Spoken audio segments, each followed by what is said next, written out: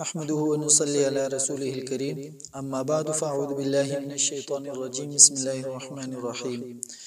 ضربت عليهم الذلة اينما ثقفوا الا بحبل من الله وحبل من الناس صدق اللہ العظیم۔ آج کل ایک ٹاپک پہ بہت زیادہ بحث چل رہی ہے۔ ٹاپک سرخ گائے کے نام سے ہے یا سرخ بچھڑے کے نام سے ہے،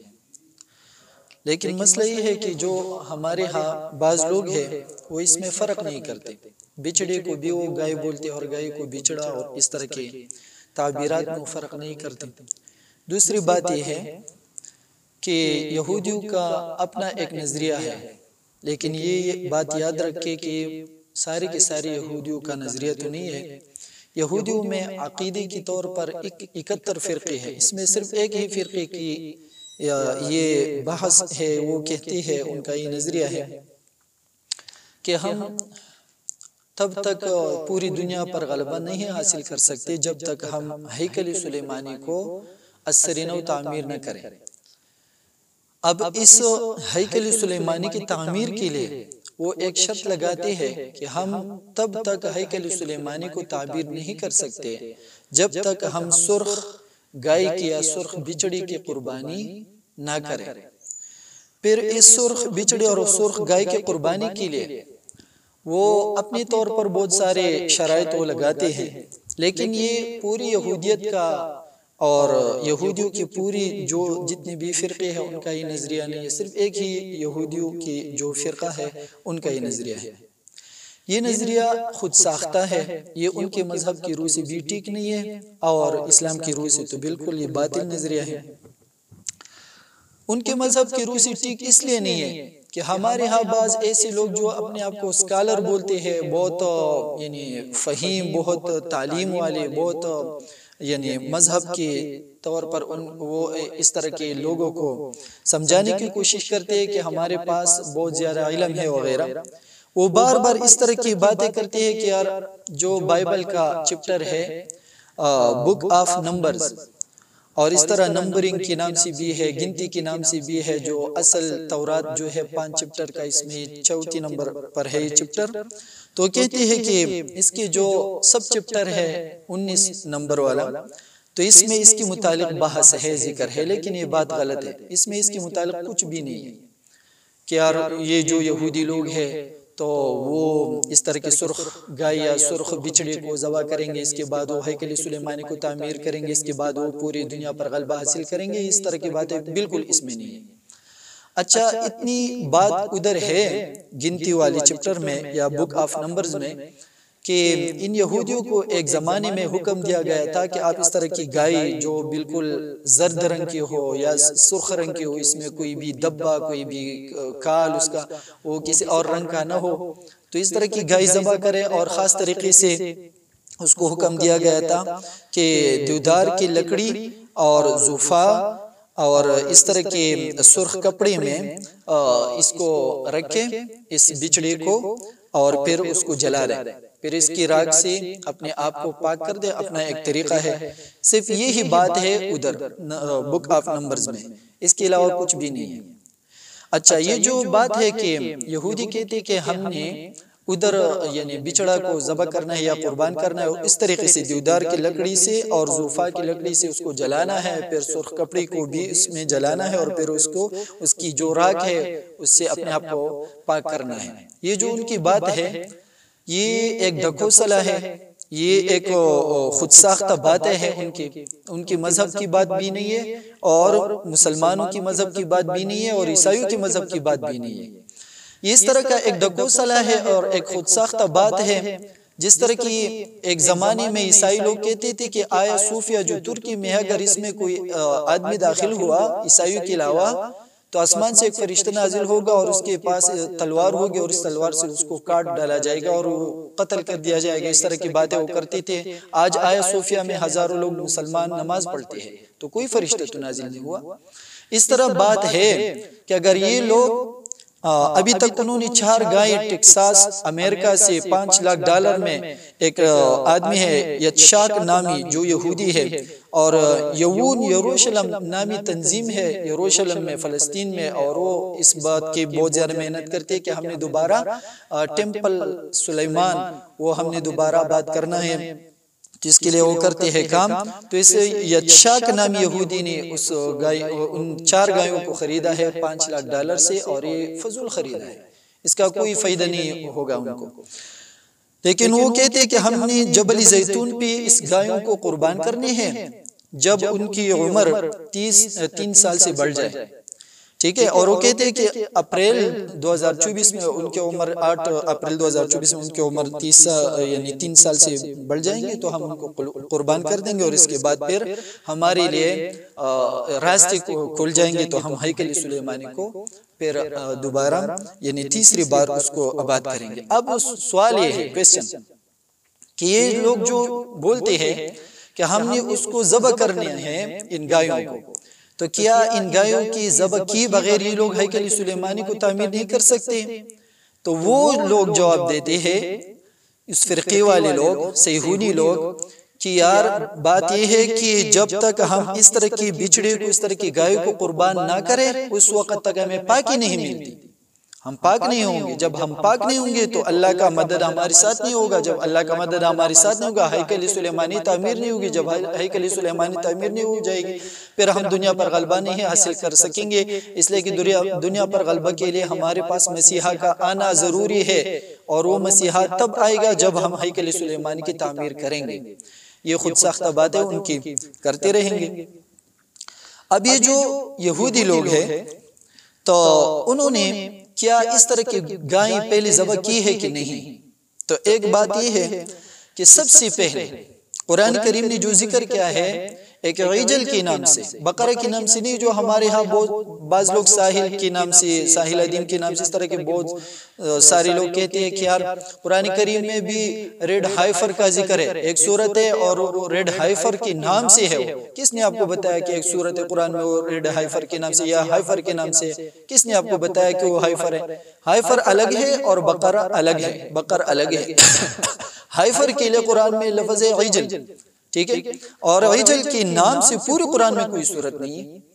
عیجل جو ادھر ذکر ہے وہ حضرت موسیٰ علیہ السلام نے تو ذبح نہیں کیا تھا، وہ بار بار کہتے کہ یار حضرت موسیٰ علیہ السلام نے سب سے پہلے ریڈ ہائفر کو ذبح کیا تھا۔ کس نے آپ کو بتایا کہ حضرت موسیٰ علیہ السلام نے سب سے پہلے اس کو ذبح کیا؟ یہ تو یہودیوں کا عقیدہ ہے، وہ کہتے ہیں کہ حضرت موسیٰ علیہ السلام نے یہ شروعات کی ہے۔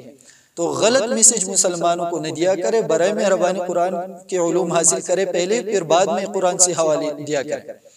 تو مسئلہ یہ ہے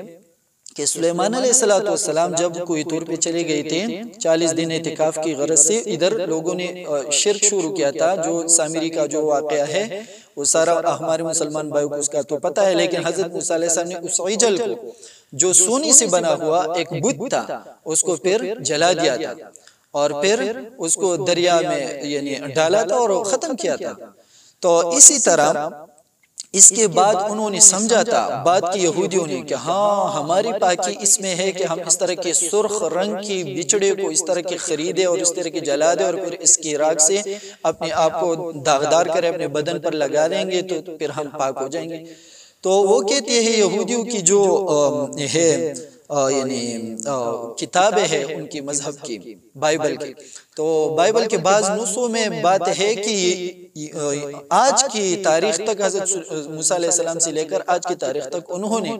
9 اس طرح کی قربانیاں کی ہیں، لیکن ساتھ ساتھ یہ بھی بات یاد ذہن میں رکھے کہ ان 9 قربانیوں میں ان کے نظریے کے ہاں کہ ہم پاک ہو جائیں گے، دنیا پر غلبہ پائیں گے، تو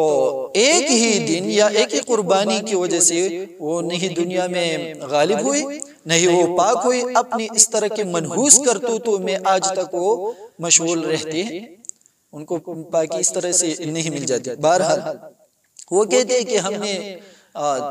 جو لاسٹ والی قربانی ہے 10 نمبر تو یہ ہم ضرور کریں گے، اور اس کے بعد ہم دنیا پر غالب ہو جائیں گے۔ تو یہ جو باتیں ہیں یہ ان کے اپنی باتیں ہیں۔ تو ریڈ ہائفر ان کی جو ہے نا اصطلاح کے مطابق صرف یہی بات ہے کہ وہ کہتے ہیں کہ ہم نے ریڈ ہائفر کو ذبح کرنا ہے، اس کو جلانا ہے، اور اس کے عراق سے سارے جو یہودی ہے صہیونی ادھر اسرائیل نامی علاقے میں آج کل الناصرہ میں، ہم ان کے جسموں پر وہ راک لگائیں گے، ہم پاک ہو جائیں گے، پھر ہم زوردار حملہ کریں گے، بیت المقدس مسلمانوں سے آزاد کریں گے اور پھر ان کو بلاسٹ کریں گے، نعوذ باللہ جلا دیں گے اور منہدم کر دیں گے۔ اس کے بعد ہیکل سلیمانی کی تعمیر کریں گے، اس کے بعد دجال ان کا جو مسیح ہے وہ نکل آئے گا، اس کے بعد ہم پوری دنیا پر کم از کم 100 سال تک حکومت کریں گے، کم از کم 100 سال، یہ تو ان کی ہے۔ لیکن ہم ان کو جواب میں بولتے ہیں کہ بات سنیں، یہ جو بیت المقدس ہے سب سے پہلے اس کی تعمیر شروع کی تھی حضرت داؤد علیہ السلام نے، اس کا اپنا ایک پس منظر ہے۔ پھر اس تعمیر کا اختتام ہوا حضرت سلیمان علیہ السلام کی وفات پر۔ پھر پہلی بار اس کو جو منہدم کیا تھا اس ہیکل سلیمانی کو، یا اس کو جو تباہ و برباد کر دیا تھا بابل والوں نے، اس کو کیا تھا۔ اور پھر 70 عیسوی میں ٹیٹس رومن والوں نے اس کو تباہ کیا تھا، 2 دفعہ وہ اس طرح تباہ ہوا اور یہودیوں سے وہ لیا گیا تھا۔ پھر تیسری دفعہ حضرت عمر رضی اللہ عنہ نے پھر اس کو عیسائیوں سے لیا، مسلمانوں کے ہاں آ گئے۔ پھر چوتھی دفعہ سلطان صلاح الدین ایوبی رحمہ اللہ نے ان سے یہ حاصل کیا تھا دوبارہ۔ اب مسلمانوں کے پاس ہے، لیکن یہ اب چاہتے ہیں یہودی لوگ کہ ہمارے ہاں دوبارہ آئے، ہمارے قبضے میں، ہمارے ملک میں دوبارہ آئے۔ اس کے لیے انہوں نے بہت سارے تعبیرات وغیرہ کی ہے اپنے مذہب کی تعلیمات میں، مذہبی تعلیمات میں۔ ایک یہ کہ تب تک تمام یہودی پوری دنیا پر غالب نہیں ہو سکتے جب تک یہ تمام کے تمام یہودی اسرائیل نامی علاقے میں الناصرہ میں جمع نہ ہو جائے۔ چاہے دنیا کے کونے کونے میں جو بھی یہودی ہو، ہم ان کو یعنی ویزا بھی دیں گے، ہم ان کو زبردست طریقے سے ویلکم کریں گے، لیکن اس کا آنا ہے اس علاقے میں، یہ ضروری ہے ان کے لیے۔ جب سارے کے سارے یہودی اس علاقے میں جمع ہو جائیں گے تو پھر ہمارا مسیحا آئے گا، ہم قربانی کریں گے، ہیکل سلیمانی کو تعمیر کریں گے، ہم دنیا پر غالب ہوں گے۔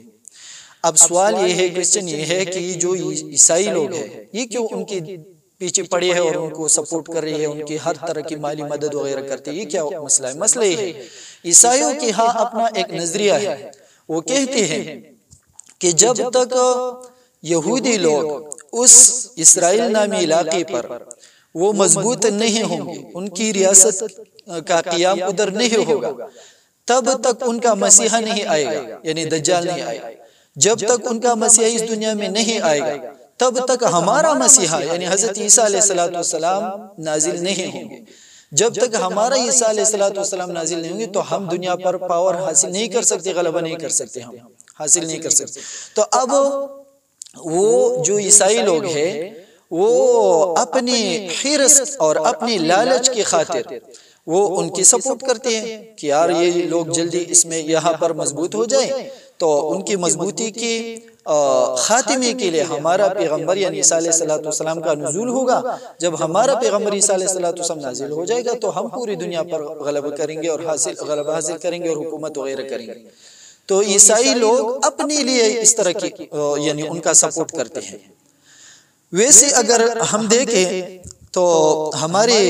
مذہبی تعلیمات جتنی بھی ہیں یعنی قرآن میں یا حدیث میں، وہ اس کی بالکل برعکس ہے، اس طرح نہیں ہو سکتا۔ یہاں تک کہ یعنی تھرڈ ٹیمپل یعنی سلیمان علیہ السلام کے زمانے کا جو ہیکل اور شکل اور صورت ہے مسجد اقصی کا، وہ بھی نہیں بن سکتا۔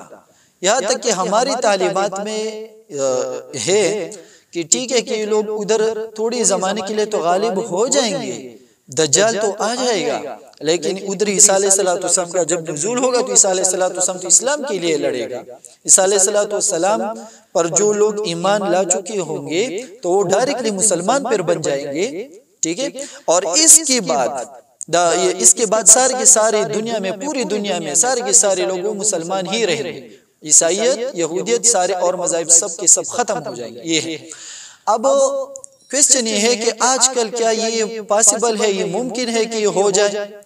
تو پہلی بات یہ ہے کہ اگر یہ لوگ یہ 4 گائیں ذبح کرتے تو 1000 بار ذبح کرے، کوئی فرق نہیں پڑتا۔ انہوں نے 35 لاکھ آج تک خواتین اور بچے اور بوڑھے وغیرہ قتل کی، کوئی فرق ان پر نہ پڑا، تو ہم پر بھی کوئی فرق نہیں پڑتا جب یہ 4 گائیں وغیرہ ذبح کرے، کوئی فرق نہیں پڑتا، ذبح کرتے رہے، ٹھیک ہے۔ یہ 9 قربانیاں انہوں نے کی، 10واں بھی اپنا شوق پورا کرے، آرام سے پورا کرے، کوئی فرق نہیں پڑتا۔ ہاں ایک بات اور ہے، وہ یہ ہے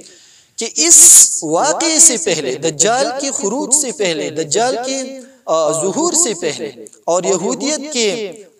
جو ان کے ذہنوں میں اپنا ایک خود ساختہ نقشہ ہے کہ ہم پوری دنیا پر اس سے پہلے یہ بات ضروری ہے ہماری تعلیمات کی روح سے کہ انگلینڈ کا سارا جو سلطنت ہے یا جو حکومت ہے وہ ختم ہو جائے گا، ٹھیک ہے۔ اور اس سے پہلے انگلینڈ کی ساری سلطنت اور حکومت کے ختم ہونے سے پہلے پوری دنیا کی جو عیسائی لوگ ہیں وہ یہودیت کے ساتھ وہ دست و گریباں ہو جائیں گے، بہت زیادہ ان کے ساتھ اختلافات ان کے آ جائیں گے درمیان میں۔ اور اس سے پہلے ہمارے ہند بر صغیر پاک و ہند میں سارے کے ساری جتنی بھی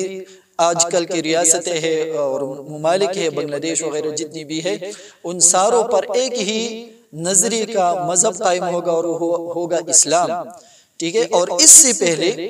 جو آج کل کی یمن ہے، جو اور علاقے ہیں، شام ہے اور لیبیا ہے، مصر ہے، تو ان پر دجال کی خروج اور یہودیوں کی مضبوط ہونے کے وقت کے قریب بہت زیادہ ان پر یعنی حالات آ جائیں گے مسلمانوں پر، ان کے پاس کھانے کے لیے کچھ نہیں ہوگا، ان کے پاس پیسہ بھی نہیں ہوگا۔ حدیث میں ہے لا دینار ولا درہم ولا خبز، نہ ان کے پاس دینار ہوگا، نہ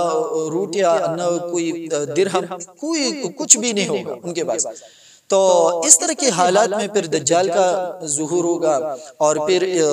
دجال سے تقریباً کئی سال پہلے حضرت امام مہدی رضی اللہ عنہ کا ظہور ہوگا۔ تو یہ چھوٹی موٹی باتیں نہیں ہے کہ یہ لوگ کہتے ہیں ہم 4 گائیوں کو ذبح کریں گے تو ہم غالب ہوئیں گے، یہ کون سی خواب یہ لوگ دیکھ رہے ہیں۔ تو بات یہ ہے کہ ہمارے مسلمانوں کو چاہیے کہ اس طرح کی باتوں سے وہ گھبرائے نہیں، اپنی تعلیمات کی طرف رجوع کریں، اپنی علماء کو سنیں، جو فیک علماء ہوتے ہیں، جو ٹاک شوز میں بیٹھے ہوتے ہیں اور لوگوں کو قرآن حدیث کی بجائے بائبل اور